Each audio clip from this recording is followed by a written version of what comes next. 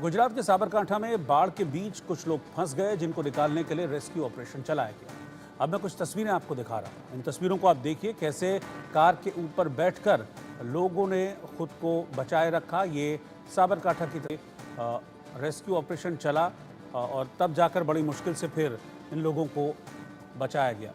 गुजरात में इस बार जिस तरह की बाढ़ आई है, उसने तबाही तो मचाई ही है, लेकिन साथ ही साथ बहुत से लोगों की जानें भी ली हैं। और आप देखिए कैसे साबरकांठा में ये कार बीचों बीच फंस गई और फिर इसके ऊपर चढ़कर लोगों ने खुद को पानी से बचाए रखा। बाद में रेस्क्यू टीम मौके पर पहुंची। लोग आसपास बहुत सारे थे, लेकिन क्योंकि कार बिल्कुल बीचों बीच थी, पानी का फ्लो बहुत ज़्यादा था, इसलिए कोई इस पानी के बीच जाने की हिम्मत नहीं दिखा पाया।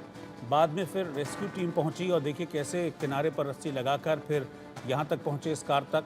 और फिर एक एक करके जो लोग फंसे हुए थे, कार की छत पर बैठे हुए थे, उन्हें बचाया गया, उन्हें बाहर निकाला गया।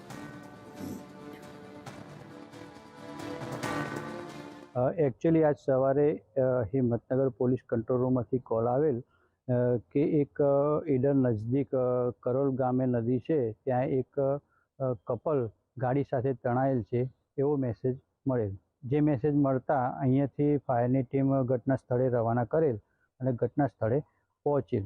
શરૂઆતમાં જગ્યા ઉપર પહોંચતા માલુમ પડ્યું કે પાણીનો પ્રવાહ ખૂબ વધારે છે। અમારા સંદીપ ફાયરમેન, જિગ્નેશ ફાયરમેન અંદર પાણીની અંદર જઈ કામગીરી કરવાની કરેલ, પણ પાણી જગ્યા ઉપર જે બચાવ માટે ગાડી ફસાઈ છે ત્યાં પહોંચી શકેલ નહીં, જે રિટર્ન નદીના તળાવ કિનારે આવેલ।